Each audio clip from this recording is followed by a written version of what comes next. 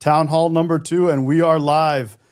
How's it going, everybody? Welcome to our second Town Hall. We're coming to you straight from We Are Cyrus. My name is Mehdi, and I got everyone else with me. I got Parmida, Hessam, Arshia, and Brian. Thank you guys all for joining us on our second Town Hall. We have a lot of developments, and there's a lot going on, as we all know. So I just want to get us started here and kick us off. Brian, I'll pass it off to you. I appreciate you, brother. Thank you, the whole team, for making your time available today for this organization. And for those of you who is just coming in for the first time listening to the We Are Cyrus, this is our second town hall. We just came back from Washington, D.C., lobbying on behalf of the Iranian people. This is the core team at We Are Cyrus. Don't be fooled, but just us five, because there's people in every city. There's people in 24 states right now, all around the United States, and we are working every day hard to make sure this organization, this movement keeps on growing. So the Iranian Americans inside of this country can have a voice, and the Iranians inside of Iran know that they have allies in the people that were born in the same country as they were, that would stand by them till Iran is free. That's a promise we all made months ago, and that's a promise we're going to stand by till the very last day of the evil regime that is the Islamic Republic. So with that said, we started our first town hall about a month ago with a prayer, because when we thought about what success looks like, we keep thinking about America. We keep thinking about the founding fathers, from the Revolutionary War against the British all the way to the formation of the U.S. Constitution that makes events like this possible in this beautiful country of ours. There was prayer, and God bless their work, God bless their hand, and that's why 250 years later, we're still sitting here enjoying this beautiful nation of ours. So if you give me a few minutes, bow your head with me, and let's give glory to God. No matter what religion you're with, we still have a God that we want to keep at the center of this. So whenever things get hard, whenever we don't have the right direction, we can look at the compass that is our Creator. Our Father, we thank you for all the opportunities that you have bestowed upon us. Thank you for this great nation that we call home, which is the United States of America. Lord, bless our leaders and give them foresight, give them wisdom, give them patience, and give them precision when it comes to service to this great nation of ours. Lord, we thank you for all the members of We Are Cyrus, the ones that we currently have and the ones that we are going to meet very, very soon. And Lord, unless you build the house, those who labor build in vain. So we ask you to establish the work of our hands. Allow us to be humble in all of this and make sure that we are doing everything that we can justly with you in our minds. So with that said, all glory to the Father. Please guide us and please protect us all. Amen. Thank you, guys. Thank you. I keep telling a lot of folks who ask me about, how did the DC trip go? This is your first lobbying effort. And short of miracle and God being good, I don't know how else to explain it. I've been doing this for a decade of my life, and I've never seen such a great welcome and reception to an organization that's just a handful of months old. So I'm very grateful for the opportunity for this organization to go to DC. In a few minutes, you're going to hear about everybody and how that experience was for them. For a lot of us, it was the first time going and doing those kind of work. And for me personally, it was rewarding. It was something that comes naturally to me because I've done it before, but at the same time, we know we're doing something for the greater good of our community here and back at home. So talking about the lobbying effort, I want to make everything be clear so people that are watching this today, tomorrow, a week from now, a year from now, they understand what are steps are we taking right now and what are steps that we should take over the next few months. During this trip, it was a 3-day event for our organization to go there. Parmida, Hessam, and Arshia was there with me, and Mehdi was running things back at home. So 4 of us were there, and during that 3 days, we met with 24 offices, both congressional and Senate offices. That wasn't just it. We also met with organizations like Nufti and other Iranian organizations in DC, and few of the people that were in the city, just so we can understand who are we working with, who we want to keep on working with, what gap are we filling as an organization, and what can we learn from those who walked before us, like the good people at Nufti.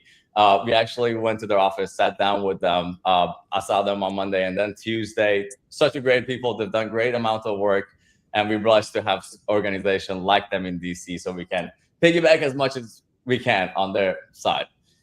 But I want to talk about the offices that we visited, because a lot of folks talk to us that, hey, I want to lobby too. I want to go take pictures too. It's important that we have pictures with them. And I want to emphasize this part, that it is not the pictures that would bring change, that would bring anything different for us here in the United States and for the Iranian people back in Iran. It's relationships. It's about consistency. We were there 2 weeks ago almost. And since then, those 24 offices, we stayed in constant communication with them. When I say constant, I don't mean we are there bugging them every single day, harassing them. I mean that we bring something to the table that they see value in, and vice versa. They have something that is value to us. We did few things while we were there. We advocated for the internet access to the Iranian people. So the January massacre, God forbid that event take place, they're not going to turn a blind eye to everybody in Iran for the world. So if we don't see what's happening inside of Iran, they can do whatever they want to the Iranian folks. And the second thing was the students who are here, who bravely, courageously stood with their people back home. They voiced their concern, they voiced their opinion. And now if they were to return back to Iran, most likely it's the same scenario as the 800 plus other executions that we have seen over the past few months. But another bigger thing is the voting participation of the Iranian people. The American elected officials, they see value of what our community has done in the United States, and what the most value in my view is what we know, our firsthand experience with the Islamic regime. Nobody understands that evil regime better than us Iranian people. We are expert witnesses when it comes to that regime. So these are just handful of things that brushly over what we were doing in that 3 days. But I want you to hear from the actual people that were there in those rooms. If for a lot of us, this is new, but it can't stay new. We went there, we will go back there. We will do this in every state, with every house, every Senate, in every state, even at the local elections. We have to get involved. We have to let them know that we are here and we are here to stay. So, Parmita, you're on top of the list where I'm looking at. Do you want to jump in and tell everybody how that experience was for you, and what have we learned as an organization, or you yourself, in this process? Yes, absolutely. Well, first of all, hello, everyone. It's amazing to be back with y'all again. For me, it was the first time to be in those congressional offices, meeting the people that make decisions for our lives. Unfortunately, us Iranians have been brought up in a way to only respond to crisis. Every time something happens, we go out there, we scream out what we want, but we have never had a consistent way of asking for what is important to us, putting it out there for other people who make the decisions to hear. So it was great. Just like Brian said, big surprise for us all. There was great support, great bipartisan support from different states. A lot of them know what's happening in Iran. They are fully aware of the situation. They are fully aware of the internet blackouts. They are working on humanitarian efforts to help us build a great Iran again, a democratic Iran that serves the people. So for me personally, it was a great experience, and I am fueled up to do this consistently and for a longer time, because Iranian people, Iranian Americans here, we are a big nation. We have lawyers, we have entrepreneurs, we are successful people, but unfortunately, we just haven't had the impact that we can on the American and Iranian policy. And we at We Are Cyrus really hope to be able to change that. Arshia, I'm going to put you up there next, if you don't mind. You're a superstar. How was DC like for you, brother? I got you. Well, first of all, hello to everyone. Obviously, y'all could have experienced DC with us. It was a great experience for me. It was the first time I was actually in an environment that I knew that I can advocate on a different level. Because if you know me from Instagram probably, or like TikTok, or my videos going viral, where I mostly do stuff like in the streets with the people, demonstrations, stuff like that, which is pretty important. But I figured out that there's a different layer to everything that we're doing, and that's a more professional, more political layer. And just being in that environment made me realize that we can have a power as a community if we come together and if we actually do things through the possible legal pathways that are currently here, like in America. We're talking about United States of America because like the way that this country is built is yes, we have two chambers, so we know this is like a separation of powers. And then when I started, like just like Brian said, when we started meeting with all these people, I realized that through the House we can talk to people regarding different things. Through the Senate, we have to approach it a little bit differently, but at the same time, when we have an organization like We Are Cyrus, it's possible. We can do this, and the outcome of it was pretty positive. The amount of people that reached out to us, the amount of influence that we can possibly have, and how much bipartisan support is there for certain things that we can push possibly, like for example the internet thing, and it was just amazing. It just made me realize that if we come together as a community, I don't want to say for the first time, but I want to say on a big scale for the first time, we can finally have a proper voice in America, in the Senate, in the House, and in the White House. And that was the most beautiful thing to me because, like, if we're gonna keep doing this, that was a great cornerstone, and I think it set a great example for all of us who were there, for everyone who watched us online, our social media people, our followers, our friends, our family members. And I hope more people become active. I hope it just invokes more patriotic feeling in a lot of people to use the legal pathways that we have in America and don't take it for granted because you don't have these opportunities in other countries. It only exists in very few countries. And God bless United States of America for allowing us who come from different countries, especially in this case, talking about Iran, to be able to have a voice and have a legal pathway to talk to our representatives, talk to our senators, and push certain things that would benefit Americans and Iranians and the rest of the world eventually. Because we're not just doing this for Iranians, we are doing this for Americans and everyone else, all the free people of the world. So I don't know if y'all want to add something to it, but it was a great experience for me, for sure. I appreciate you, Arsh. That's awesome. We can't emphasize the America first enough. Everything that we're doing is because God blessed us enough to live in this country. But there's another guy that I want you to hear about. And what's special about this next guy? You talked to him before, you've seen him before. I'm sure you've seen his videos. Hissam Rahimian. Hissam is not just a member of We Are Cyrus. He was gracious enough to join us after he had formed his own organization in Phoenix, Iran Liberty Foundation. And the beauty of that is when somebody is being proactive, taking the right steps to do what is necessary for his or her community, whenever we come across those kind of folks, it makes everything so much easier and the translation so much better because that one person is already experienced. So I'm not going to talk for too much. I want to introduce y'all to Hissam Rahimian, a great guy. He's an adult in the room, so I appreciate your time, brother. Brian, every time you say that, I wonder if you're pointing to my age being the oldest in the room, but that's fine. We can talk about that after the meeting. I have to say, Brian, thank you for your kindness and your words. The reality is this was your idea.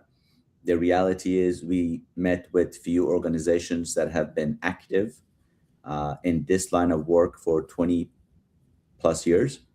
And they clearly stated themselves that they have done nothing like this.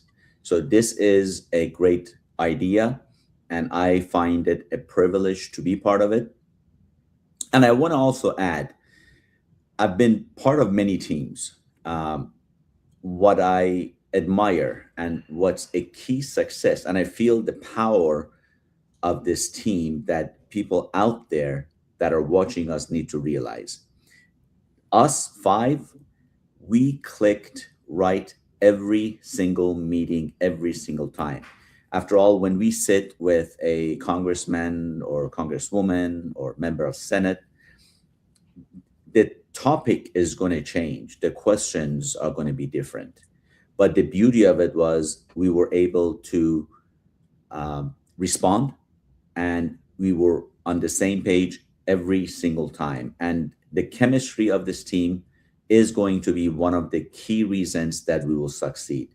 And that goes to Brian for picking the right team, and everybody else that has dedicated their time, their experience, their professional line of work or whatever they do, without expecting anything back. And I do appreciate that.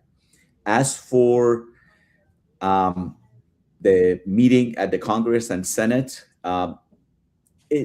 just like Arshia said, it is wonderful and it is powerful when normal people like us can literally walk in the halls of Congress and Senate, where the members of Congress and Senate walk to go to their offices, to go to the chamber, and knowing that that's where the decisions that affect this country, United States, and the world is made there.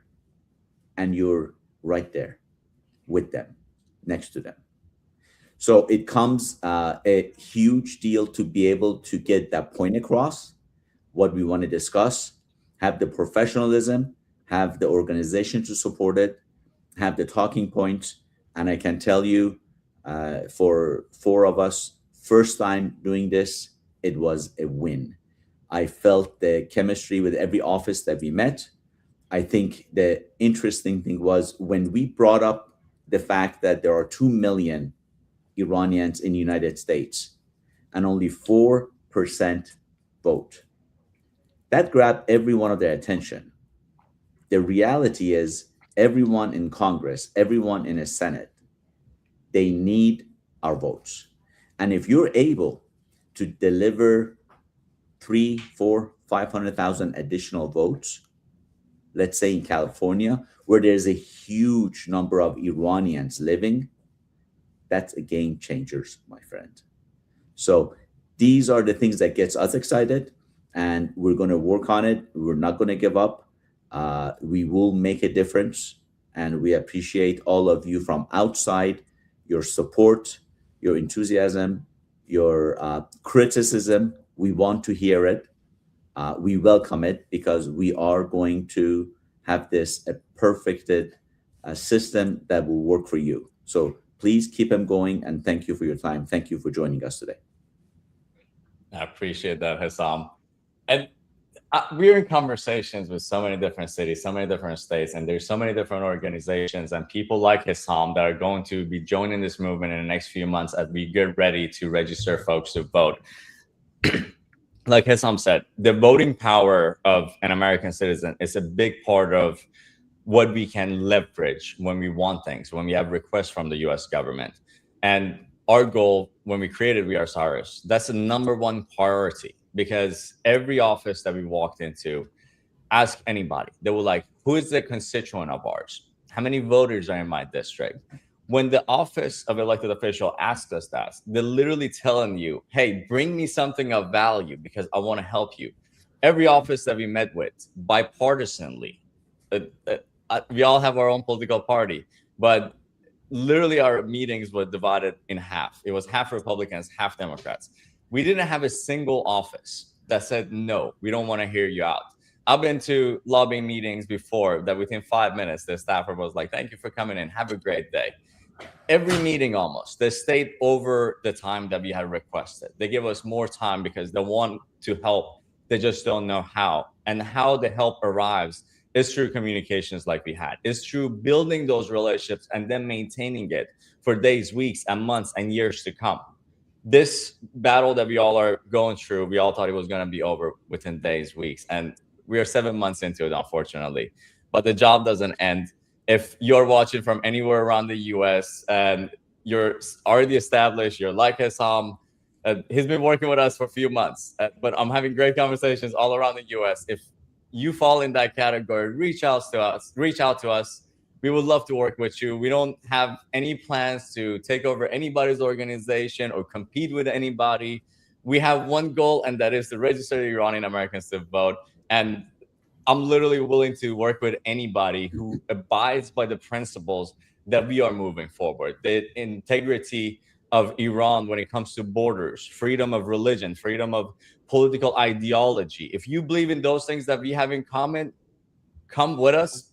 We will go as far as we can go, because unity is what makes people strong, what makes communities strong.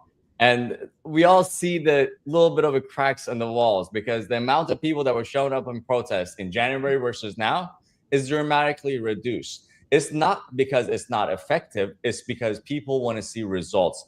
And for us to achieve results, we have to move strategically and calculated. And that's our goal here. I'm not a smart enough personally to do this. With those four brilliant minds right next to me, we're not even smart enough to do this. That's why you and what you bring to the table, whoever you are, is very important in achieving this mission and completing it as fast as we possibly can. There is an urgency right here. And I'll tell you what the urgency is. We were trying to prepare for this meeting 2 days ago. And an hour into the meeting, we hear breaking news updates. I don't recall who it was, but they're shooting at protesters again in Isfahan. Executing our men and women is not enough, that they have to still shoot at protesters whenever they have the opportunity. So every day wasted, every week wasted, that's a life wasted that we're not going to get back. That's a mother, that's a father, that's a son, and that's a brother, that's a sister. We have to be mindful of that. What we're doing, great, but we're going to continue to do. But the power is on our unity, in one unified voice saying that, hey, we want that evil regime gone, and we are willing to do whatever we have to do on this side of this earth to make that possible. So, Hesam, thank you for joining us, brother. I'll pray for 1 million more like you. I appreciate it. And the age thing, no, you look younger than me. One day we talk about that off the screen. If I can, Ryan, if you don't mind, actually, I want to make a small tweak to what you said, because you said, no, we can talk about that afterwards, that and hair. But no, right now we're going to talk about We're Cyrus. Our main focus and main goal is actually free Iran. That's our goal. And we're going to be dead focused on that. Now, this voting project that we've taken on, that's our priority, and we're working. But as Brian and everybody else agrees, there are other projects that are within and in the works, and they're all come together because there is one goal for everyone in this group: free Iran. Thank you for that, man. And I just wanted to jump in and say that, as we all know, you guys just talked about the recent executions. There is, as Brian said, a major sense of urgency, and everything is on the line almost every other week. You know, there's executions and all kinds of things happening. We got the internet shut off again. So there's a lot happening, and there's a lot of frustration out there. And all around us. And we're seeing a lot of that recently on social media. And it seems like, you know, I mean, we're all on edge. We're absolutely all on edge, and we're all frustrated beyond belief. And we're trying to figure out what are things that we can do. And what I'm really proud of with you guys and with this team that we put together is we have put together a group that is actually figuring out what these steps are that we can take. And it's not like we have the complete answer right this second, but we have some kind of a guideline of what we think will get us to that kind of a place. And we're learning every step of the way. And I was so proud of you guys that were able to go to DC and go knock on doors, go walk the halls, go speak to the men and women in Congress, Senate. So really super proud of you guys.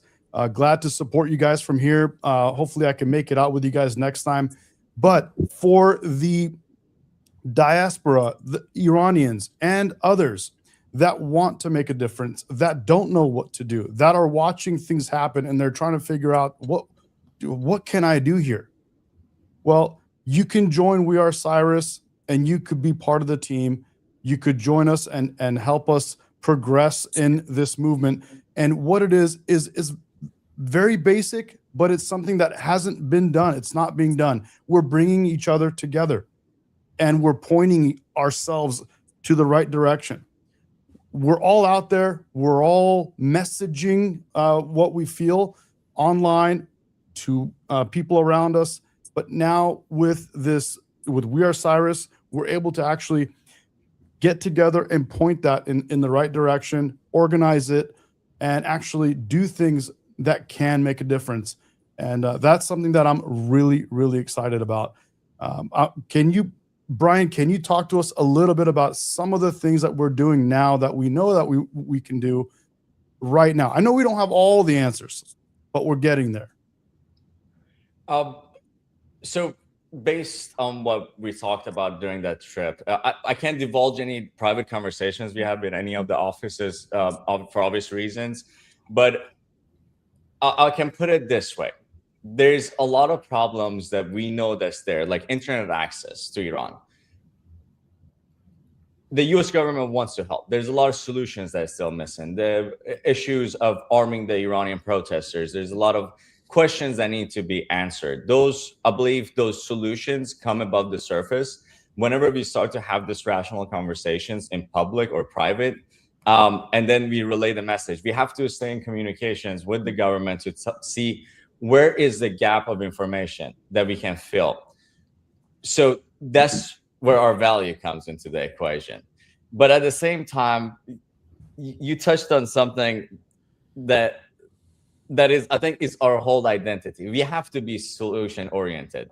If the Iranian people are struggling, how do we end that struggle? It's not just bombard them into a stone age, because then that creates more problem. But as far as the conversations about Iran is happening with Iranians at the table, instead of some first of Parsi guy that has no connection to Iran except the money in his bank account, that's the game changer in our view.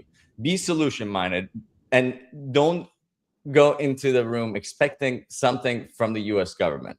The elected officials, their offices, staffers are designed to just smell somebody that is there that wants a handout. And the first opportunity that they get, they push them away.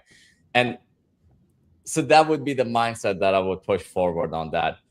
If we out to be different than every other organization before us, we have to do something different. So let's use this opportunity. We got a few minutes to spare here.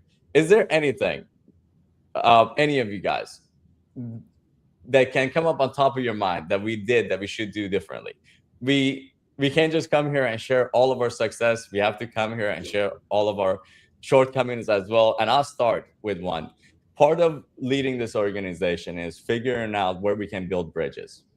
I think I take that as the hardest part of my job in this organization.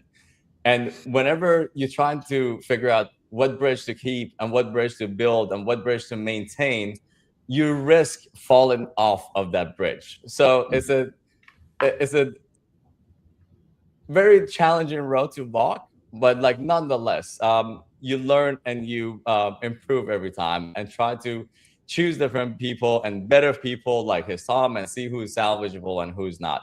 Anything that you guys experienced in this trip that you walked away scratching your head? I'm going to go ahead and jump in and just say that based on the conversations you had out there when you guys went to DC with the different groups, and conversations afterwards, and conversations just in general with all the different groups and cliques and things that are out there, definitely there's a lot of people that have their own sides that they're on, and they're not fond of, let's say, other groups coming into the game, coming into the picture. And I understand what your frustration is, or what the challenge, I should say better, is what the challenge is. And that's a real challenge, because you have people that are going to act like your friend, definitely from these other groups that are out there. You're going to have people that are going to try to act like they're your allies, or maybe not, and they're just going to do everything they can behind the scenes to put, stop our efforts, or whatever the case may be. But as you said, it's important for us to find ways to get together, work with other groups if possible. Sometimes it's not, but we do our best. And I think that's going to be it won't be one of the key things, but I think it's important to learn how to play well with others if we can.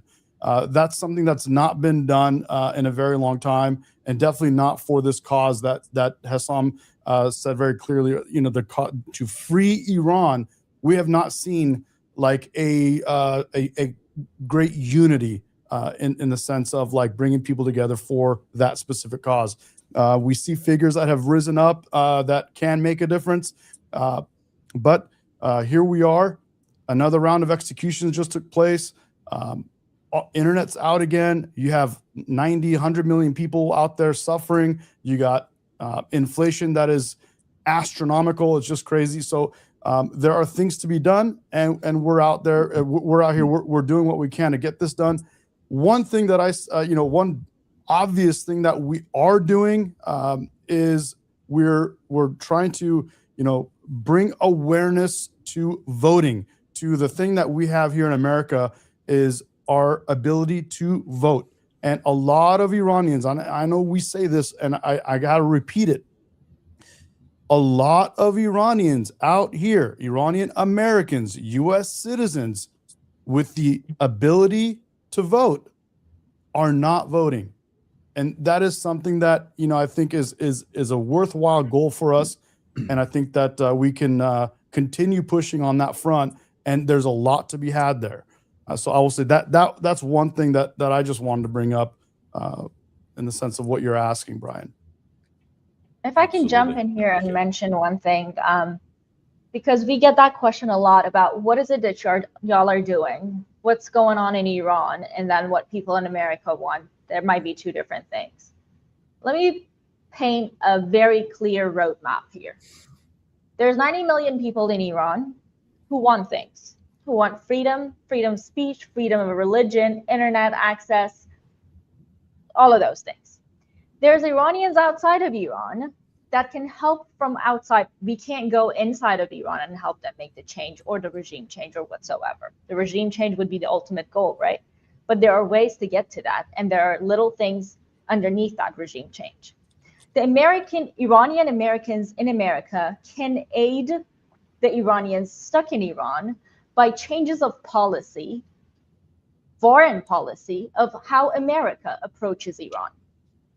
Now, how do those changes come about? Iranian Americans, like us, go lobby, make those requests to those offices. Those offices do listen. Ultimately, they're going to pass a bill. Ultimately, they're going to hear us out, and they're going to help us do that. But how do we make them hear us?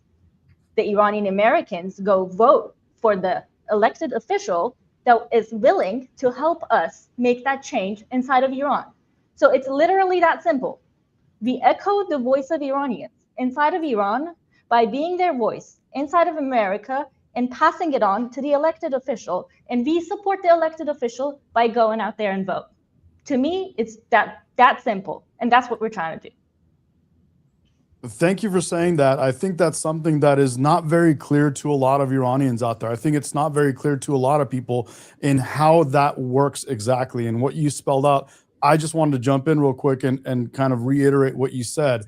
And basically, we're trying to bring us together so that we can exercise our voting abilities and vote for the people that will stand behind us and speak for us and help with policy that will get us to the goals that we're after. So that's very important. Again, I'm going to say it again. If we as Iranians or as anybody, U.S. citizens, if we vote for the people here in America who will then help us to continue pushing our voice and help us get to where we want to go, that is a major step towards our goal.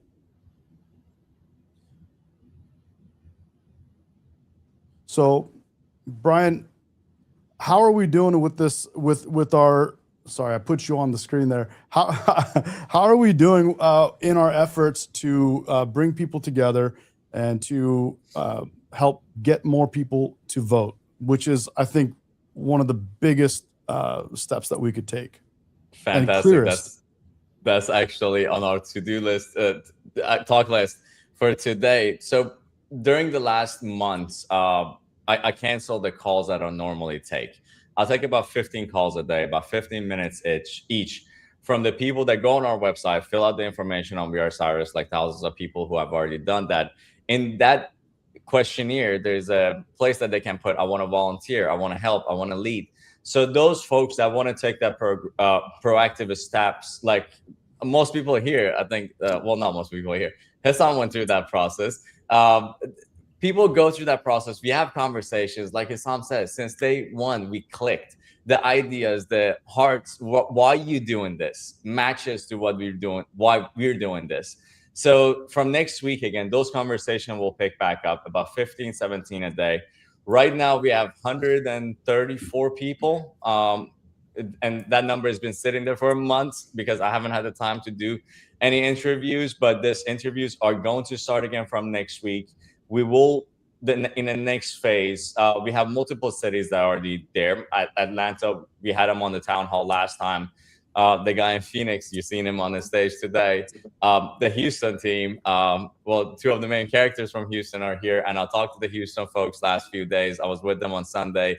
There's people in every city that we already in connections with, but it's not just a matter of one. My goal right now is to have 3 to 5 people in the leadership, and we will multiply like a multi-level marketing agency. So find 3 talented, capable folks, get them to get 3 other talented, good folks, and we train individuals to do what we just all did last 2 weeks in DC. For what we did in DC, I hired a consultant to tell us, write down what we need to say, how we need to say it, those kind of stuff. And we will have to bring more people into the equation as we grow larger. There's people in Denver that we're talking to, me and Parmita in a few days. There's Iranians in large population in cities that I never even knew that there were Iranians there. Like Nashville, Tennessee has a large Iranian population. So it's just a matter of finding those good people like you guys on this stage, and then repeat it, rinse and repeat. Do the same thing in different cities, in different states, to the point that we can build those relationships at the state and local level. And one thing I want to go back in about the lobbying effort, it's not just laws that we can ask from those elected officials. A lot of times, the people that work for a congressman's office or a senator's office, they've been in public service for decades. Those people know people in Homeland Security, they know people in the State Department, they know people in National Security Council, they know people. So whenever they run into somebody like as good as you four, they're like, all right, I can trust that person. Then they build that relationship. Then whenever we need something, when you go to them, and even though you cannot write a law to get what you want accomplished, they're gonna be like, great, matey, you're a great dude. I trust you. Let me connect you with so-and-so at the State Department. So that's why cultivating these relationships, not just going there for a photo op. I can't emphasize it enough. I know Persian people love a photo op, and we love a good party. Unfortunately, we don't have time for this. We are doing this for 4 or 5 months. We're gonna do it as fast as we can. And I want to transition this to the next phase of the We Are Cyrus 2, which is fundraising.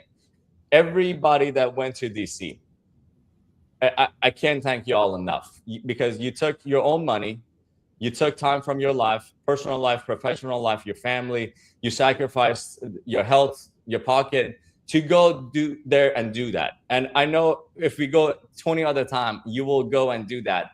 But this organization only grows.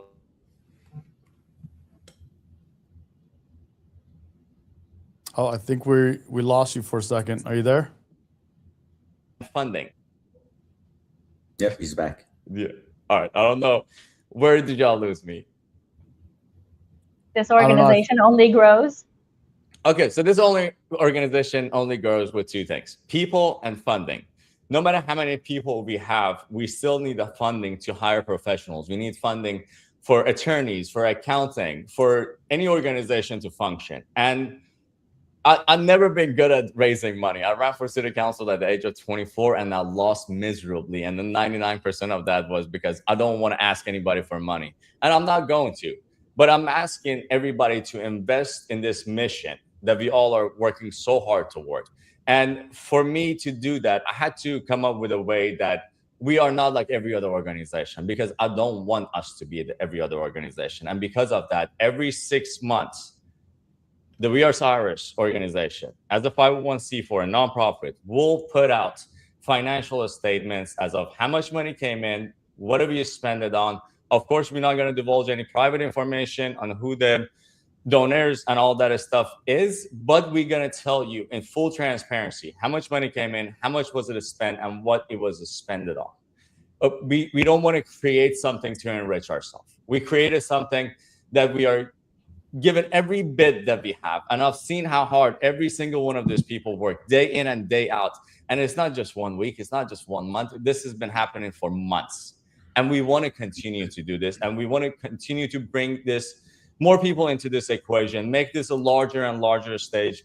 This is not my organization. This is not even our organization. This is the organization of the Iranian people. Everybody belongs here as far as they're trying to play nice and work with other people.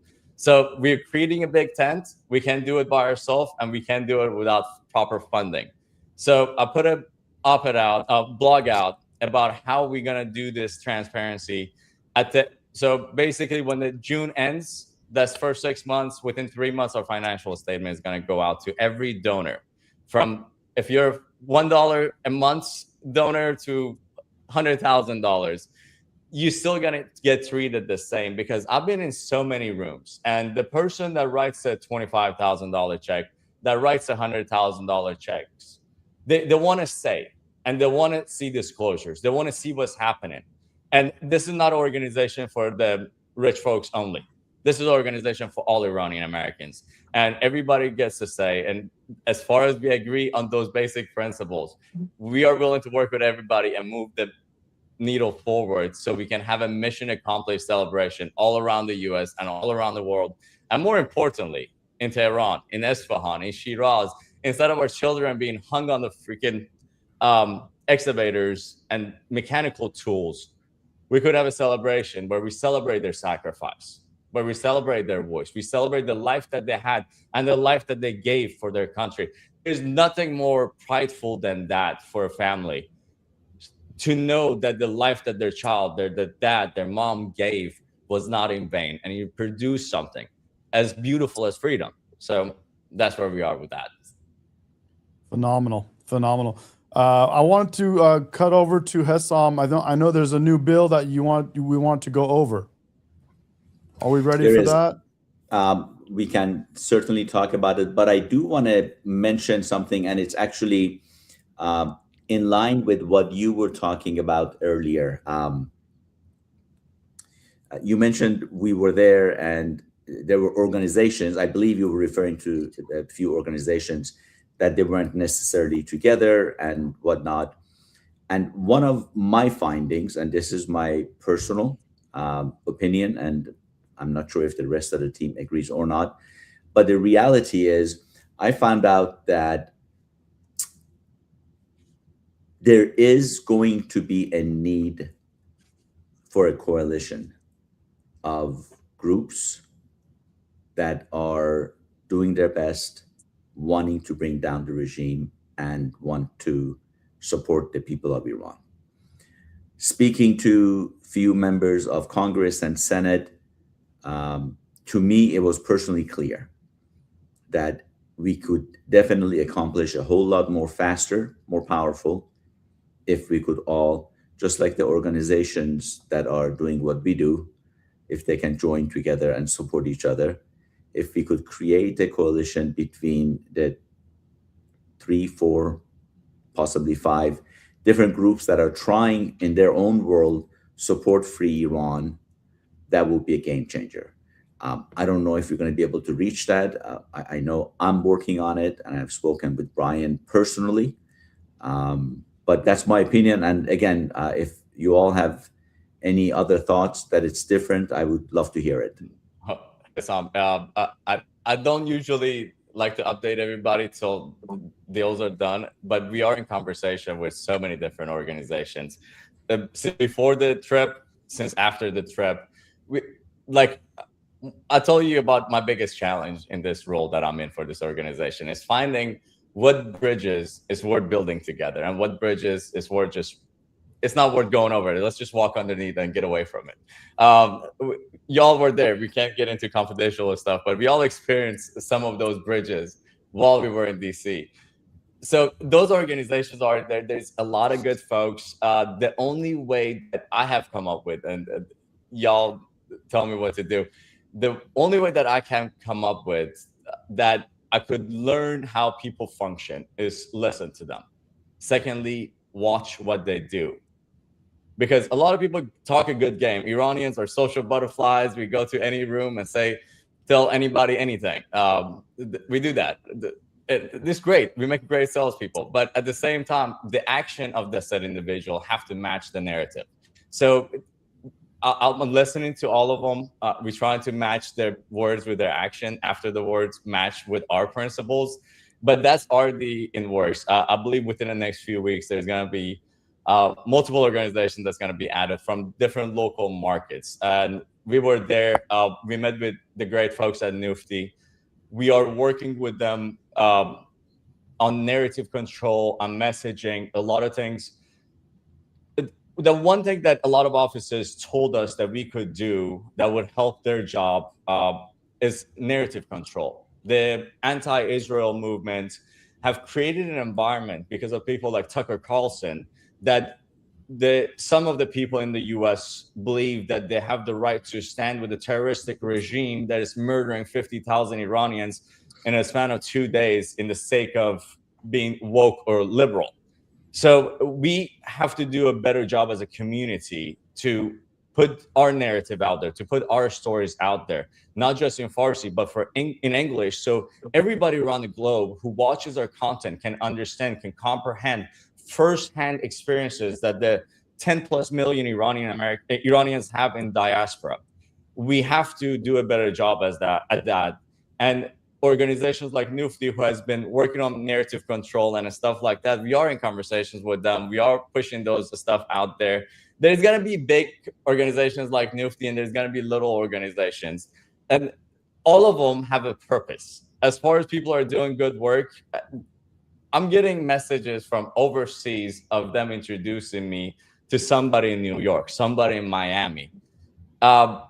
Granted, I'm only one guy. I work from 9 to midnight every single day. I'll take Sabbath. But that's why I'm going to go back to the funding. We need the funding so we can hire more people, more qualified people than me. I have 10 years of experience in politics. We need people with 3 decades of experience in politics, not just what I know about narrative control and topics like that, but hands-on experience from different fields inside of politics.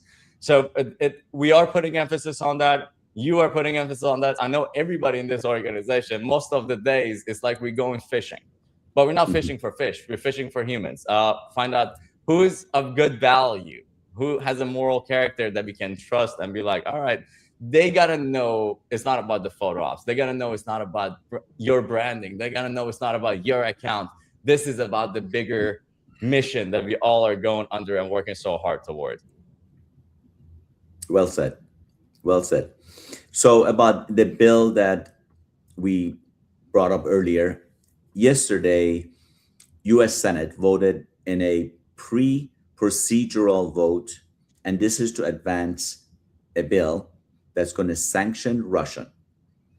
And the sanction Russia was the original goal, and now Iran is added. Iran was a provision. This was asked by White House, and it was incorporated, I believe, 2 days ago. So this bill is moving forward. The beauty of it is, as you can imagine, Russia and the Islamic regime, they're basically a strategic partner. And Iran has supplied Russia with drones and military technology, which they use against Ukrainian. And Russia provides diplomatic, military, and technological support to Tehran or the Islamic regime. And also, they do their best to help with locating the U.S. forces, which gives them the first-hand directive to where the U.S. forces are around neighboring countries to Iran.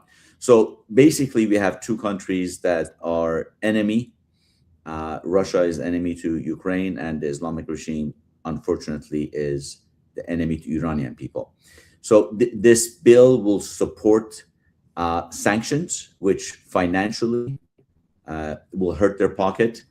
And what I thought was very interesting, which I want to share with everyone, I was very delighted to find out that this actually was a bill that was by the late Senator Lindsey Graham. And Wow. it was sanctioning Russia and Iran Act of 2026. And it's called, and I would encourage everyone to look into this. I have already spoken to our friends that are involved with the Ukraine teams, and we all can make a difference. It's S5025. S as Sam 5025, and it's a Lindsey Graham sanctioning Russia and Iran Act of 2026. If I can jump in here, while we were in DC, my first day in DC, while I was going to the airport, I realized Senator Graham had passed. And I just want to take a moment to celebrate his life. If there was a man that lived a full life, it was Senator Graham. He served 30 years in the US military. He went on to serve in Congress. He went on to serve in the Senate. And he was one of the most patriotic Americans that I know in politics. And not just that, he was a great ally to Israel. He was a great ally to the Iranian people. And he genuinely cared. A lot of people act like they care, but somebody genuinely caring, that's very rare. I know the whole team did a great tribute. Arshia did a fantastic one for him. I just want to take a moment just here in public and just celebrate his life, because what he has done, we have rarely seen in public life. So I'm very grateful for his service to this country. And I'm very grateful that his sister is taking over his seat, because there's one person that understands him the most is his sister. He gave his whole life to take care of her. And that dynamic is just beautiful. So I appreciate you guys for put in effort to celebrate him while we were there. If anybody wants to say anything about Lindsey, this is the time. I'll just jump in real quick and say that you're absolutely right. He did more than anybody else in his shoes did, and we saw that firsthand. You know, he did it against the backlash, even though it hurt him politically. He pushed for it because in his mind, he knew, he decided, this is the right thing to do, and he went for it. And you got to give him respect for that, man. That's very commendable. Not too many people are down to do that. We have a couple people right now in office. One of them is I've said this before, Donald Trump. He knows he decides, what he believes in to be the right thing to do, and he goes forward with it.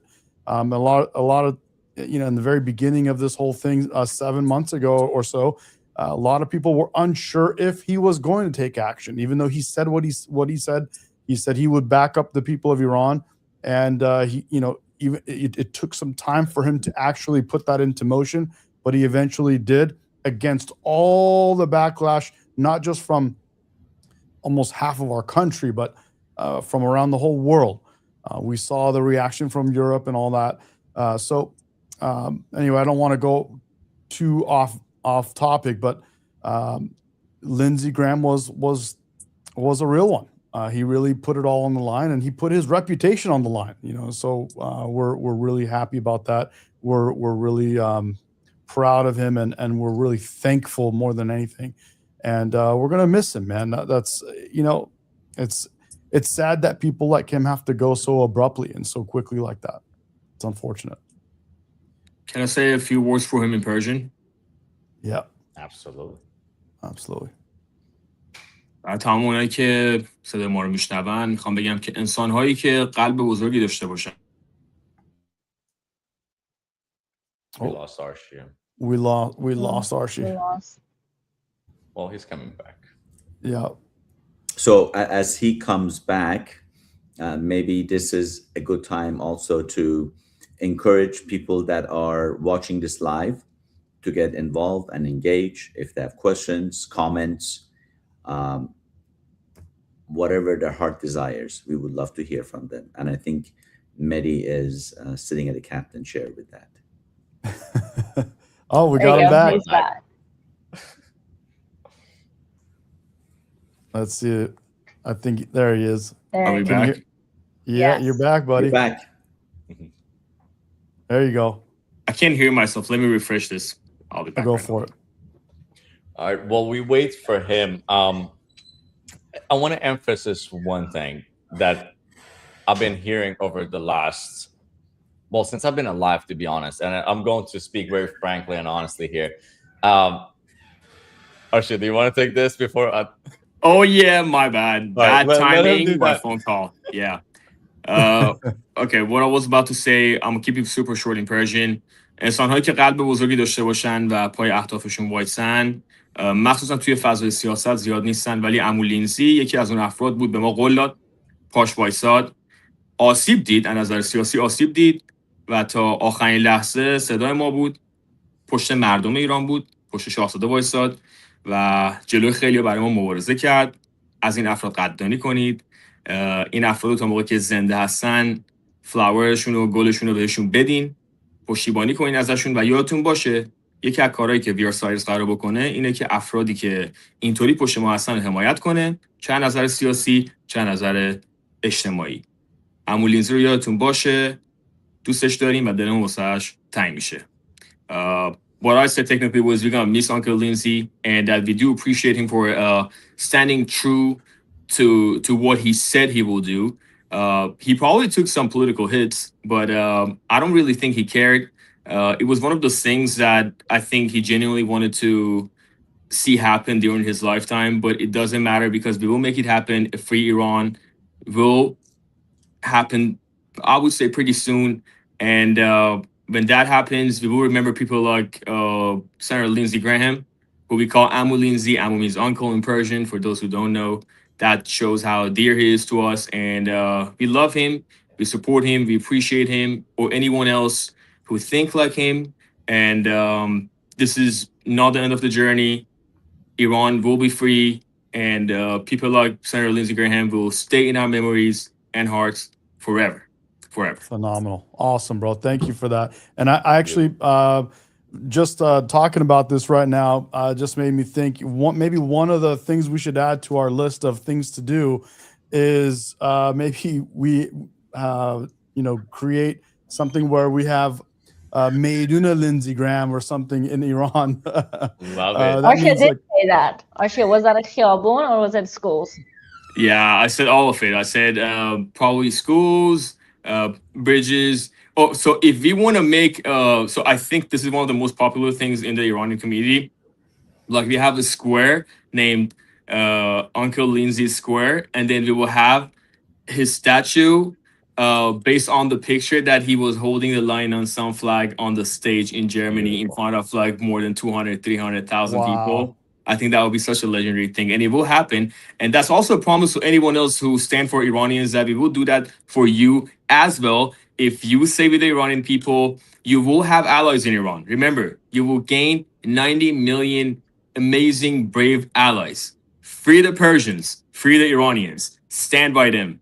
This is the best thing you can do for the whole world. So hopefully they'll Absolutely. stay alive and they can come for a visit, and we don't have to Yeah, do they that. don't have to die for us to No. put a square in their name. They can be alive. I feel like Oprah Oprah offering that. You get a bridge, you get a square, you get a statue. It's worth it. It's worth it. I don't know if anybody can get close to what Amu Lindsay has done for the Iranian people, but hey, America is about competition, so let everybody compete. Amu Trump. Amu Trump. There you go. Amu Donald. Yeah, they already I put wanna up streets for Trump. True, we do have. makeshift. He deserves Yeah. more. He Yeah. deserves more. I look at Trump as the Cyrus of our generation. But I want to say something real quick because we're about to hit the hour threshold, and I want to open up the Q&A. But before we transition to that, I want to talk about unity. We can do this being at each other's throat. And all that I do, and I'm doing it with a smile on my face, I am personally, and I'm going to be very honest with y'all, I am sick and tired of people telling me stop working with this guy, that girl, that person, because somebody did something 10 years ago or somebody did something 5 years ago. If somebody even did something a year ago and the version of them that you see in front of you right now or any other time that they're doing the right thing, they're standing on principle, they're working hard, they're selflessly giving everything that they have. And this is the line that I'm going to draw from now on.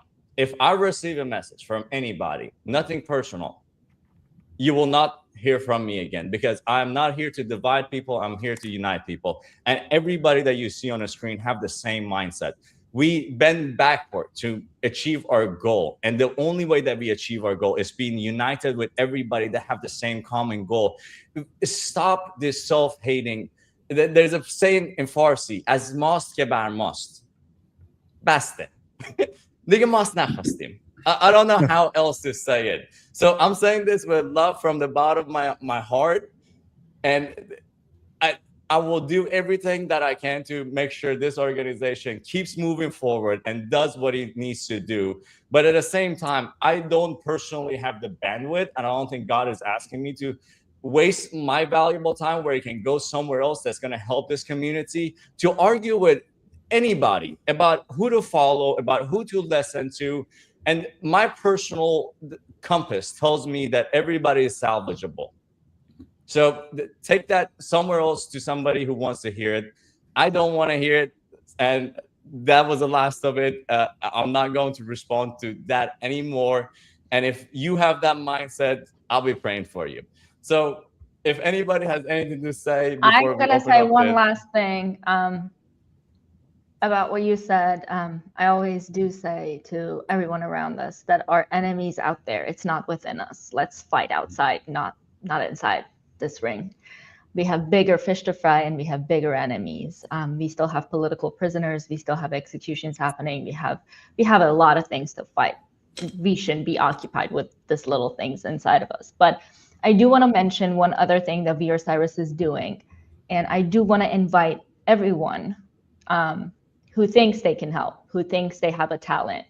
We, besides all that we're doing for Iran, we also have the responsibility to educate as much as we can, in however form that is. If it's podcasts, if it's Instagram reels, if it's comedy, if it's music, whatever talent you have. Thankfully, thank God we have Archie here. He's going to help us with that a lot. He's going to tell you a little bit more about it right now. I'm just going to open the floor to him. But if you do know anyone who has that talent, or if you know anyone with a political background that knows a little bit more about Iran, that is willing to put it out there about how different political parties in Iran think and about history and anything, please come to us. We would love to work with you, and we would love to put that knowledge out there. Archie, you want to tell them a little bit more about that? Absolutely, yeah. Before we get in that, I just want to say something about what Brian said real quick. I do believe that many of those people who come to us and sometimes they bombard us with like this other information about all these other people. I believe that many of them might have really good intentions. It's just they don't know the proper way to communicate, and maybe they're trying to look out for us. Maybe it's their personal feelings towards like someone, right? And in this case, in this one case, I might have a slightly different opinion that I don't think everyone is salvageable, right? I do believe that people's actions speak pretty loud, but that's just like about certain people. Obviously, anyone who is ready for democracy, anyone who's willing to dedicate something to this movement and is doing it for the people of Iran, not for personal gains, not for a certain group, is not trying to cause division. Absolutely, everyone is more than welcome, but they have to understand that there are very few basic things. One of those things is democracy that we uphold. The other thing is for example, when it comes to Iran, it's separation of church and state. When it comes to America, it's voting and registration, all these things. When it comes to the whole community, it is unity, right? And if someone's divisive, obviously we don't need that right now. I think there's enough division out there. But going past that about the talent thing that we're doing right now, we are willing to work with anyone who got great ideas. It can be ranging from music to many other things. If you can act, if you active on social media, if you're a poet, if you can write, if you can make people laugh, if you're a comedian, don't hesitate. Reach out to us. We will be willing to work with anyone. Bring up your ideas. Even if you're just a creative mind, don't hold it. That's what we need right now too, creativity. Let's mix creativity with the love for freedom and with everything that is going on right now. I do believe that in a few months or pretty soon, we will have very big stages that we can do great things on. And this is an inclusive community. Feel free to hit us up with ideas. If you know someone who's talented, don't hold it back. Reach out to Parmita, me, Brian, all these people who are here. There's amazing people that I trust truly. So that's something else I'll be doing through the talent squad. If you can make music, and especially if you're a producer, don't hesitate. Reach out to me today. If you're a producer, I am looking for producers that we can work on so many different projects. And anything else? Parmita, anything else? No, that's about it. Covered it all. Yeah, I guess. I think some of you guys are cutting off. I wanted to jump in a little bit and just say, yes, there is, as I was saying earlier, with all the things happening, there's a lot of people frustrated, as we all are. And there's a lot of what Brian was saying, there's a lot of people saying, getting upset, saying, hey, how come this guy is saying these things? How come this guy is saying those things? And we're going to see a lot more of that as we continue down this road, and as this takes longer and longer, and more people are getting executed by a tyrannical regime, and all these horrific atrocities are happening. We're going to see a lot of this, and it's not a time to beat up each other. We should have a little more tolerance, in a sense of, dude, let people express themselves. We are out here living in a westernized world, and we have the freedom of speech. We have the freedom to speak freely. And I think it's a great place. Let people say what they want. Sometimes people are saying things that we're afraid to say. Sometimes people are saying things that will bring up the right questions that we should be asking ourselves. Sometimes people are going to say things that will allow us to argue with them and maybe convince them in some ways, or they're going to convince us. This is all, I think, great towards the progression, to get us to where we want to be, to a better place. So it's a society, and that means we're coming together on these things. It's a community, and we need to talk about things. We need to allow each other to say what they want to say. And let's stop hitting each other in the head and trying to cancel each other. Let people air it out. Honestly, in these past couple of days, I've seen a lot of people say things that I have been thinking and haven't said myself, even though I'm not afraid to talk, as you guys all know. But still, there are so many things to be said. So I just wanted to add that to it, guys. Let people, we all are different in our own ways, and we're all have our own quirks. And so I think giving a little bit of autonomy to people will go a long way. Mehdi, I want to add one thing to what you said, and Brian, our great leader.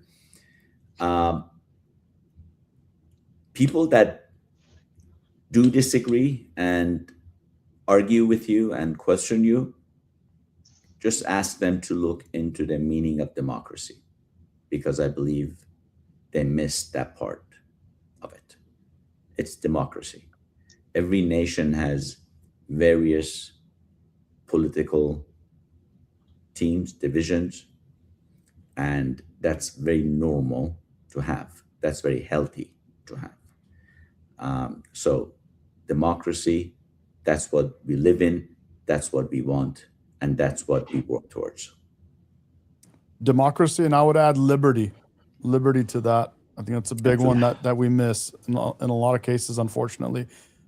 We all are blessed to not be under that tyrannical regime right now, and we sometimes lose sight of that and lose sight of why this is such a wonderful place, why Western civilization has become what it's become. We lose sight of that. And sometimes, you know, and it's okay. It happens. It's part of the deal. That's why right now you have some people that want to bring back communism or something like that. But and not trying to digress, but again, we all have liberty. We're all enjoying that wonderful liberty and freedom that we have here in Western civilization. Let's use it the right way. We have a big goal ahead of us. We have something that is bigger than all of us. And it's probably the most important thing that we will ever do in our lifetimes. Hopefully we can do it. Hopefully we will see that happen in our lifetimes. I think the conversation got a little bit deeper than what I intended to be. I was talking about individuals going after individuals, like make an enemy out of ourselves for no reason. But if you're talking about biggest scheme of thing, I think that's even more important. Because if we out to overthrow the Islamic regime and have no real expectation of what liberty looks like, because democracy, I don't want democracy for Iran alone, because democracy is the voice of the masses. If 51% of the population in a democratic system says, let's hang the Jews, you have to hang the Jews. So like democracy by itself doesn't work if people don't have the mindset of the liberty that's attached to it. And I had a close friend of mine in Houston today tell me that basically one character, I'm not gonna name names, is fallible. Like to me, as a follower of Christ, there's only one God. You can't tell me there's any other person that I can question. I'm a big supporter of President Trump. I'll question President Trump all the time. And the Republican Party encourages that. And we need to cultivate this kind of environments that we are modeling what we have learned in this great nation of ours in America, and take that culture to Iran, not the culture of dog eats dog. Because at the end of that culture, there's few dogs that are full and there's a lot of dead dogs like we see today. So one bad mentality with another one, it doesn't make the Iranian people the winner. It would make us once again a loser. Just the winner on top changes. So we got to be really mindful of that, in my view, as well. But because in the middle of chaos, there's always opportunity for more chaos. And I think Iranian people have been through enough in the last 47 years. And I hope we learned. Great point. If you're ready, if you want to open the floor to some Q&A, this is a good time. There's a lot of chats that have been coming through that did not come into our system where we can all see it together. We're at an hour, almost an hour 15. So we're a little over the time, but it's a great time right now to start. If you guys do you guys have any questions that you've seen come up on your side? Well, we're going for 90 minutes. Originally, we planned for 90 because last time we went for 90. Somebody's in the comments. His name is Armin. I had the honor of talking to him from DC. There's multiple organizations from DC that we've been in conversations with. He's saying I'm here in DC, and I already talked to Brian, and I just want to give a shout out. Armin is one of the great guys in DC. There's plenty of them that they have worked great together in DC for the past few years. Different organizations that have worked together. So that hearing those kind of stories warms my heart. So those kind of conversations already happening. I just want to give a good shout out to Armin, and I appreciate you watching and keeping tab on everything, brother. Okay, I'm going to bring a question in for all of y'all to answer. This is something that we talked about this a little bit already, but this is on everyone's mind. And I know we don't have all the solutions, but here it is, the question anyway. It says, I came in late. How do we stop? And this is from Rock's Love Legacy. Says, I came in late. How do we stop the tyrannical Iranian regime from continuing to kill the oppressed people? I cried with the young man waving to his screaming supporters just before being hung. Can I answer that? Please. For people who are outside of Iran, there is not too many things that we can do. One of the most important things is raising awareness about this and doing it preemptive before it happens, not when someone dies and someone is getting hung or someone is already hung.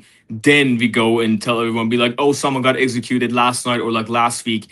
The moment that you hear a name And because so the Islamic regime acts in a weird way right now. They changed their technique. So what they do right now is they're gonna announce it through their sources, and then they're gonna do it in a day or two, and then they're actually gonna execute those people. So it will happen pretty quickly. So what we can do is we raise awareness, and if you live in America, you need to reach out to your representatives, to your senators, and eventually we can use groups like We Are Cyrus to actually push for through our legal pathways to the representatives and to the senators and to the White House. But until we get there, what we need to do is you need to reach out to them, raise awareness about it, tell them that they have to publicly come out and condemn the Islamic regime.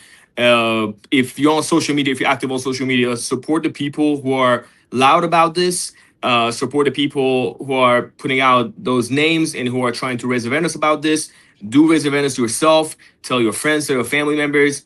And overall, I feel like if you have access to news agencies, if you can reach out to them and be like, why aren't you covering people who are getting executed in Iran? That's another major thing. If you have access to CNN, BBC, I don't know, whatever, leftists, rightists, the middle ground agencies, reach out to them immediately. Tell them that there are young people getting executed, that you do feel for them and you think this is a big news and they have to actually cover that. Other things, I would say, just social media and being active beside the legal political pathway through your representatives.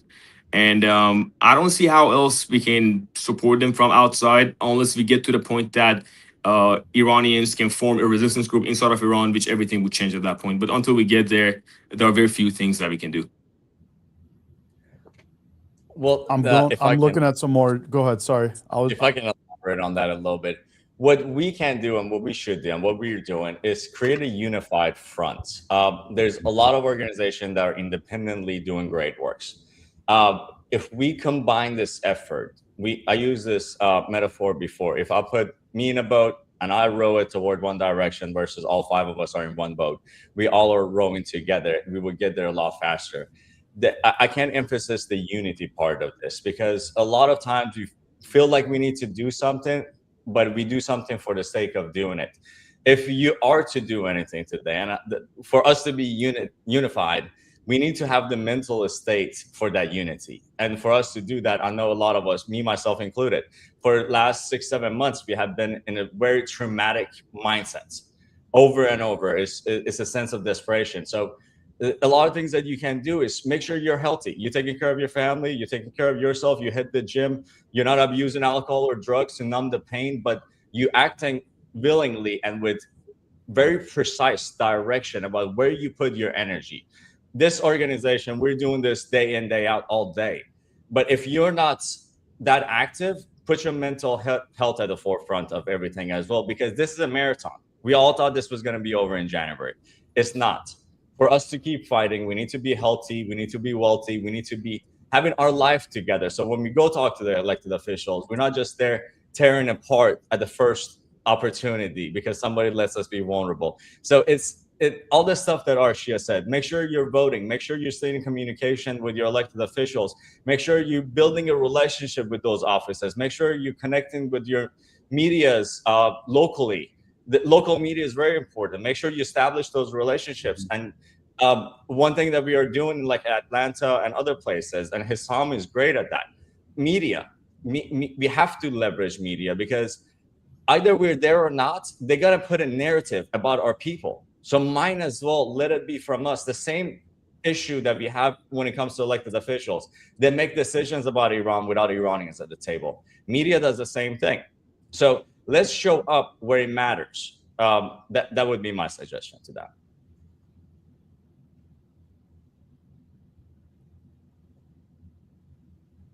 Anyone else? Armin says, going back to Armin from DC, says the media outlets are not covering the horrors happening to Iranian people inside of Iran. That is absolutely true. We need to give them a reason. And for markets like DC, for example, you guys have a large population. This population can be organized. Whenever Fox locally or ABC locally makes a post that's for a few days, they avoid talking about Iran, they avoid talking about execution, we could go on their social media and publicly demand it. We could call their office. We could send emails, not to the point that we are harassing people, but to the point that's respectful. And we want to offer our opinion. We want to offer our narrative. We want to offer our voice. And most of the times, I know a lot of people, they have a distrust for media, but I promise you, you approach it with grace and love, they would approach you back with that same feelings. Yep. Nobody, and I can emphasize this enough, nobody owes us anything. Everything that we are leveraging is what this country gives us free of charge. So let's approach things the right way. We're going to have media training within the next few months that started. We're going to have classes that started, how to talk to elected officials, how to lobby, how to do all that stuff. Granted, we have to be mindful of what people's strengths are and what people's weaknesses are. Whenever we understand what people's strengths are, we have to empower them so they can do that job to the best of their ability. That's what we are here for. So if you have that mindset that there is like, hey, I can do X, Y, and Z. I'll live and die by my phone. This phone is in my hand. At the moment I get up, it's in my hand the moment I go to bed. Send me a DM, send me a text message. If you have my email address, send me an email. I'll be more than glad to go over any idea with you. And if it's out of my territory and it's like the talented squad, as we call it, we send you to Parmida and Arshia. If it's something that Hassam or Mehdi can handle, we will send you to them or other people in our organization. But take that first step after you take care of yourself, and we would equip you with what you need and connect you with the people that you need to accomplish that job. All right, this first one. Absolutely. So I wanted to also jump in and say that you mentioned it is a marathon and it is a long game. One thing that we have to also keep our eyes on is what comes after, let's just say, a change of government. Let's say we are, the Islamic regime is out and it's time for a new government to step in. We have to be vigilant. We have to be together, and we have to be also united in how we, basically want the future government to operate. That's a big thing in itself. We don't want to go through all of this just to have a government that comes in place that is another tyrannical government. So it's not only a marathon and a long game in the sense of the immediate goal of the Islamic regime, taking out the Islamic regime. There's also what comes after that. So we have to keep our eyes on that as well. There's a lot to be done. And if any more questions, maybe? I have quite a few questions that are coming in about radical Islam, and a lot of people are saying that radical Islam is a very powerful force, and that I'm kind of summarizing a lot of comments that have come up, and that radical Islam is something that is influencing what's happening with our mainstream media. And one comment says about how they're the reason why you're not seeing what's happening in Iran right now from the mainstream media. So there's there's quite a few things on that. I think it's one thing I want to add about that is it's a unity between not just radical Islam. We call this the unholy alliance of the red and black, or how other people call it, the unholy alliance between green and black. Between green and red, right? So red always stands for the extreme leftism, communism, and black or green, it stands for Islamism. So when you see a unity between these two, that's when the media are gonna get out of control. That's when you see a lot of news from people who are fighting for their freedom in different countries getting suppressed. Or for example, you saw the same thing, not just about Iran, but also about Nigeria, when the Islamist groups were massacring Christians in Nigeria, also some Muslims too, but mostly Christians, because it was targeted based on their religion. And you didn't really see news cover that. It's because they don't want to show the world that, okay, in Islam, there are certain groups, or also when you go for Islam, you would continuously lean toward going to the extreme side. because like you have to preach your religion, and unfortunately there are things in Islam that are telling you to use force, to use aggression to push the Islamic agenda. And this is something that's been going on. We saw the same thing happening in Iran 47 years ago. For example, the forces against Mohammad Reza Shah, our late beloved king. You saw the leftists joining the Islamists, and that's what happened. They also were controlling the media before that. They start slowly through the school system, then they're gonna get to local power. That means mayor, representatives, senators, and then from there you're gonna see more influence and more influence, and then they're gonna get into universities, and the next thing you know, you have leftist or Islamist professors, and then the next thing you know, in 5 to 10 years, you will have a generation that's brainwashed, and then you will have the mainstream media covering things for them or not covering things against those groups. So this is a process. It's been going on in the whole world, but I don't really see any short-term way to deal with it, except raising awareness, obviously, educating yourself, educating people around you, understanding why Islam takes aggressive turn when it comes to politics, or also for communism and socialism too. Why are people falling for communism? Why do people look for handouts? Why are they becoming more lazy? Is it capitalism failing? Obviously not. Capitalism is pretty successful. So what's the reason? And then you will find out that the root goes back to school and education system, and this starts with the family. If the family doesn't raise their kids more aware of these things, you will start seeing more kids leaning toward aggressive ideologies just because their friends fall for those stuff, just because of social media. I mean, social media algorithm, I would say, is radicalizing between 65 to 80% of the population in the radicalized groups in America. And that includes the leftists and the Islamists, and not only them, but also the far right. Don't close your eyes on what can happen if more moderate conservatives, which I truly love them because of how they how they hold their values strongly, how they can fall for the super right-wing propaganda, and they can become racist, they can become anti-Semite, they can become so many different things I don't want to name, but it can go either way. We just have to educate ourselves a little bit more, use social media more properly, and double check everything, fact check everything, be more educated about Islamism. Obviously, in the left, the main problem would be Islamism and then communism. And that's what we need to maybe raise awareness more about it, maybe just be educated about this, using our social media platforms properly. That's really important. I've got some questions here. Hold on to that for 1 second, if you don't mind. I got something to say about Islam. That one of the biggest obstacles when it comes to Islam that I see people in the West struggle with is something that I learned in the military. That I think Sun Tzu said it. You have to respect your enemy. And I'm not saying Muslims are our enemy. I'm saying Islam is our enemy. Islam's principles doesn't align with Western values. So we all understand that. I think we all can acknowledge that. But there's a lack of respect for the Muslims. When I say respect, I don't mean in a sense that everybody thinks.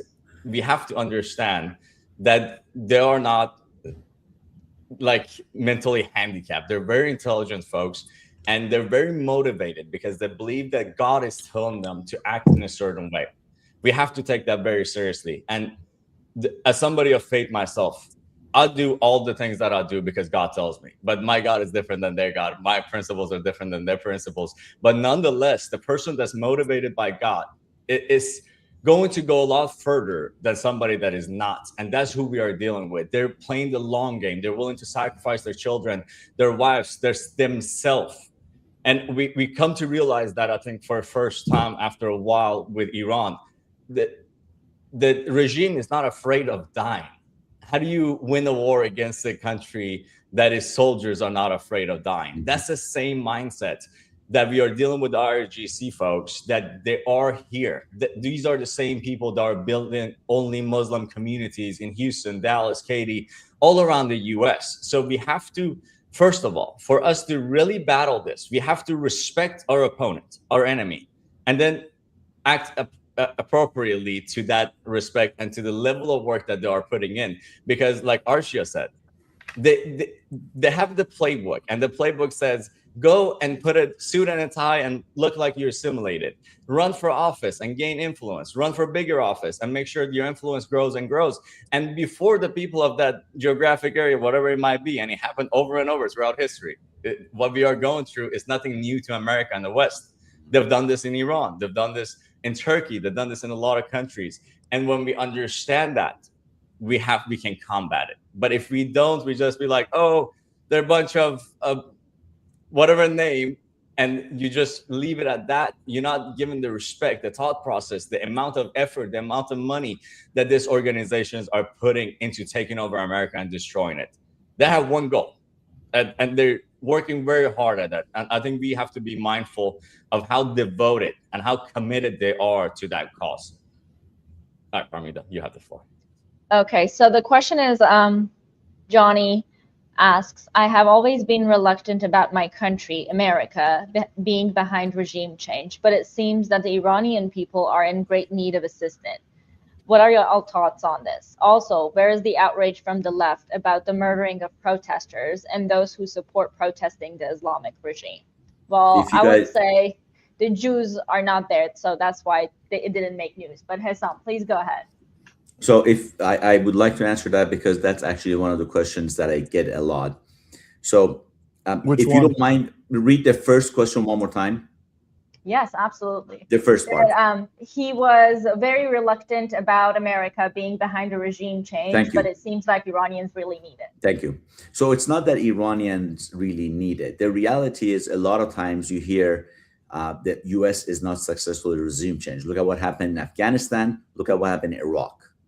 The reality is, in neither one of those countries, people of that country did not come out in large numbers wanting a regime change. In Iran, for the past 20 years, there has been uprising after uprising after uprising. Every time, tens and thousands have been killed, imprisoned, and they continue to do it. The latest one was just January, where 50,000 people were killed in the streets. So that's a big difference. It's a nation that's asking, begging for a regime change, wanting the freedom. Second, what happens in Afghanistan and Iraq, obviously when we went there, one of our challenge was there was much activity that was coming cross-border from Islamic regime. They were sending their people to basically disturb what was happening there. So that's the big one when it comes to being not comfortable with U.S. doing a regime change. Iran is not Iraq. It's not Afghanistan. When it comes to their assets, when it comes to what they have, there is not even a fair comparison on top of everything else. All right. I have another question here. This is a little different. I got a couple different ones, but the warning went out to us now about radical cells here in America. How do we take this down? Oh, man, it's wild. That's a tough question, but I mean, if CIA and FBI are working on it, I don't think it will be up to us to even like work on it. I mean, unless if you know anyone who's a cell, report them immediately. Yeah. That's all I can tell you. Report them, and I would say public education. If you see something, say something. If they're like in Katy, where we live, there's a Muslim community that was coming up. As soon as the permits were filed, people were noticing. They started raising concern about it. Then we are actually actively acting toward stopping that project. So a lot of times we don't know till it's too late. We have to stay vigilant.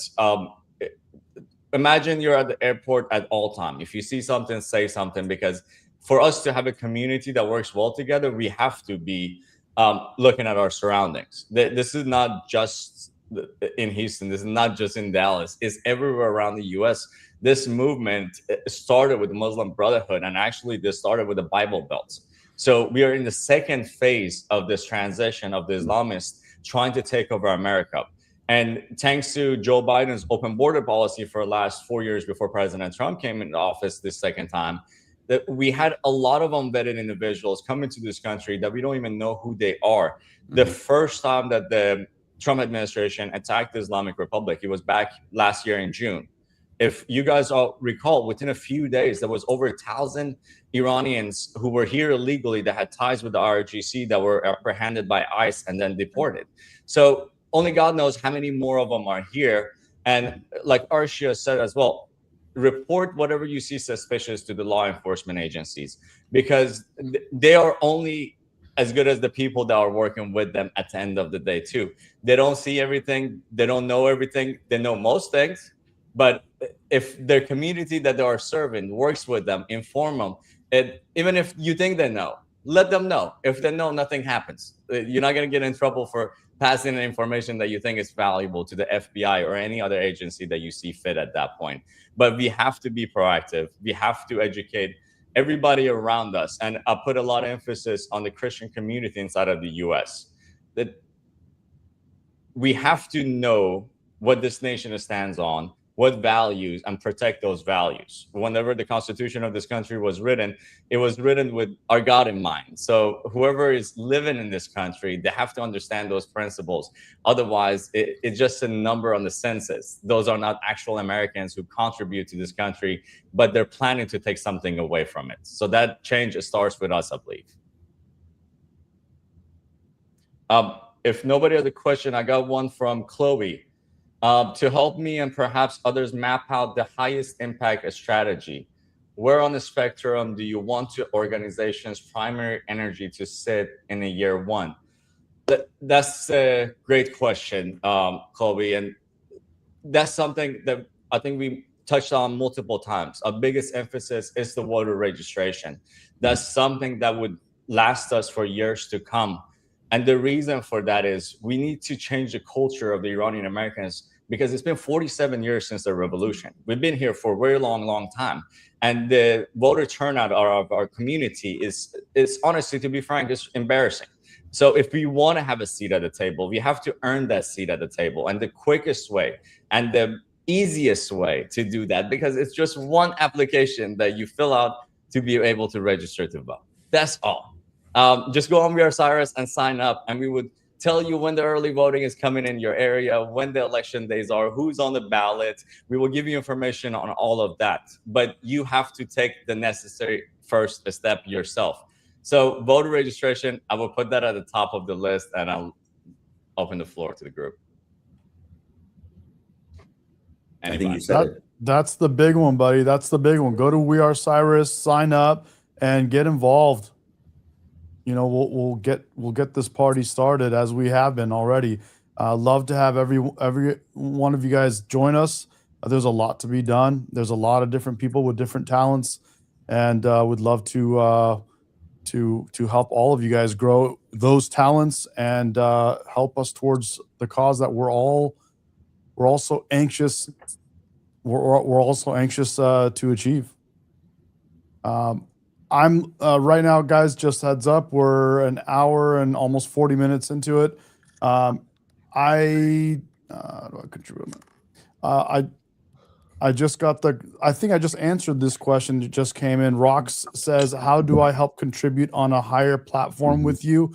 Yeah. Go to our website, fill out that form, and we directly will get that. And we actually look at that together and we'll bring you on. I'm sure you have talents that we could work with.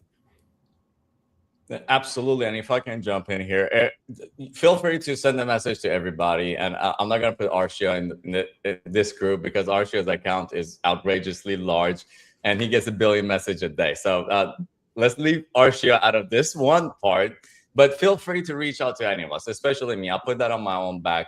I'll take that burden. Reach out to me on Instagram, Facebook. I don't care how you want to reach out to me. Show up at my house. Just kidding. Don't do that. Don't do that. but take that first step. Whatever we have to do to make sure we find what you're good at, and whatever skill that we have to make sure that you possess before you go out there and do whatever you're supposed to do. Well, the system is already built. Take that first step, and we walk together for the rest of it. And I'll be happy to provide my time and efforts anytime that Brian is not available or overwhelmed. Absolutely. appreciate And I just want to mention one thing. It's, obviously you could hit me up directly, message me. I'll get the ball started if you wish. You can also, if you're able to go to We Are Cyrus and sign up, either which way is fine. Either which way will get us to the same place. So just want to clear that one up. quick message that came in at the end, and I think it's the important one. The median age of the next generation, Iranian American, I believe this person says, is 19, meaning a massive wave of young Iranian Americans people are either newly eligible voters or about to be. And that is a huge, important topic to discuss as well, because for a lot of us, we grew up with this American culture, Iranian culture, because for me, I was born there. It's hard to forget about it.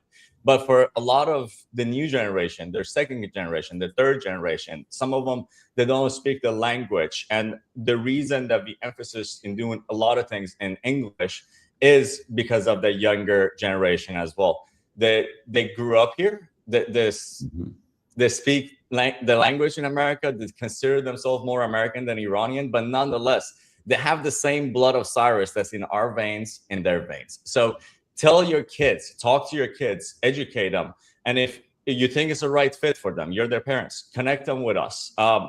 My message is, you'll be surprised. I talk to 14-year-olds to 70-year-olds on a daily basis. So that movement is already getting started. People, I love the new generation. I got 5 little nieces, and this new generation cares so much, not just about Iran, but we see that in US. You see that in a lot of polls about how the religious movements are going higher in numbers for Gen Zs and Alpha compared to other generations. So that thirst for doing good, for being proactive is already there. But I would suggest, and I would beg every one of you as parents to take that necessary step to talk to your children, first educate them, because if they're on social media, they're on TikTok, they have a different view about what's happening in Israel and Palestine. We can sit here and explain the situation all day long, but they will look at you as their mom, they will look at you as their dad, and they would hear that story differently. That trust is already there, established. And I think the biggest part of adulthood, I come to realize, is making sure that we leave that next generation with something better than we were handed. And I'm very grateful to what we were handed. But we also have a responsibility to leave the next generation in a better place than we were left at. Phenomenal. Do y'all Brian, want to do a closing statement? Because we're yeah, way I was over going to say time. we're way over time, but the passion is strong, bro. So yeah, we are. It's about time. Any last questions? Did we cover them all? No? And we can always continue to answer these questions either on the next chapter or directly to whoever that asks. And we are going to do this at least on a monthly basis. We want transparency, and we want everybody to be in the loop of what we're doing, what do we need help with, and what can we do for our community. And the only way that happens is through conversations like this. Hopefully more people join us as this organization grows, more people tune in. And even if they don't want to be a part of the organization, at least they bless us with their input and their experience and their knowledge.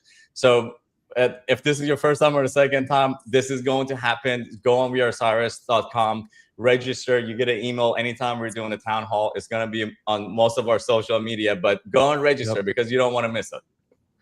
Awesome. Guys, thank you so much for joining our live stream.